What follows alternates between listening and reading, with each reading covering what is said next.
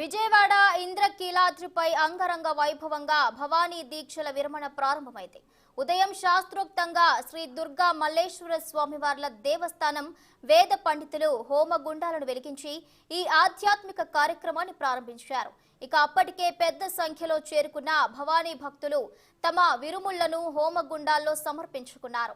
భవానీ దీక్షల విరమణపై దేవస్థానం executive officer బ్రహ్మరాంబతో మా ప్రతినిధి మేకల కోటేశ్వరరావు అందిస్తున్న ఫేస్ టు ఫేస్.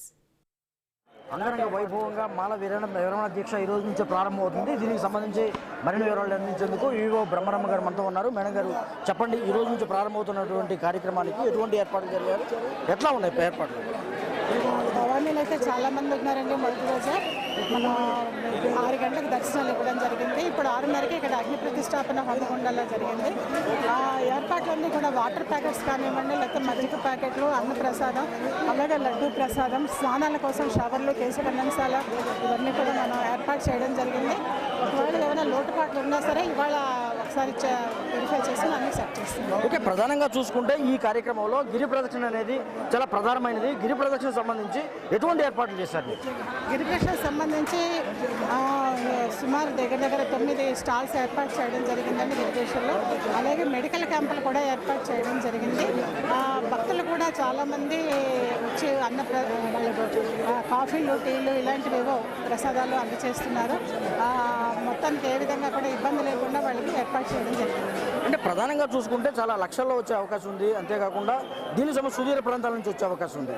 వీరి కోసం ఎటువంటి ఏర్పాటు చేశారు? అంటే విడిది కోసం కానీ ఎక్కడైనా విశ్రాంతి తీసుకోవడం కానీ ఎటువంటి? అదే టీటీడీలో ఏర్పాటు చేసామండి. అలాగే హోల్డింగ్ ఏరియాలో కూడా మనం కొంత స్థలాన్ని కేటాయించడం జరిగింది. ఉన్నంత వరకు మనకి ఇక్కడ స్థలాభావం ఉందండి. ఆ ఉన్నంత వరకు కూడా మనం అన్ని ఏర్పాట్లు చేసాము. దీంతో పాటు లక్షల సంఖ్యలో ఆదివారం సంబంధించి లక్షల సంఖ్యలో భక్తులు వచ్చే అవకాశం ఉండడంతో మరిన్ని ఏర్పాట్లు చేశామని, అంతేకాకుండా ఈ హోమగుండాలకు సంబంధించి ఇక్కడ 2 హోమగుండాలు ఏర్పాటు చేశారు. ముందుగా మరో హోమగుండాన్ని, మొత్తం 3 హోమగుండాల్లో ఈ దీక్ష విరమణకు సంబంధించి మరి దీక్షలు మాలధారులు ఎవరైతే ఉన్నారో వారు మరి దీక్షను విరమించే విధంగా ఏర్పాట్లు చేశారు. అంతేకాకుండా 40 రోజుల పాటు అత్యంత నిష్టగా మరి ఈ మాలధారణకు సంబంధించి కొంతమంది ఉన్నారు. వారికి సంబంధించి కూడా కొంతమంది భవానీ భక్తులు ఉన్నారు. వారితో మాట్లాడే ప్రయత్నం చేద్దాం. భవానీ, ఎక్కడి నుంచి వచ్చారు మీరు? ఏలూరు నుంచి. ఏలూరు నుంచి వచ్చారు. అవును. ఏంటి, ఎన్ని రోజుల దీక్ష? ఏంటి? 41 రోజుల దీక్ష. 41 రోజుల నుంచి. ఎలా ఉంది ఇక్కడ ఏర్పాట్లు కానీ గుడికి సంబంధించి? ఏర్పాట్లు బాగానే చేస్తున్నారు.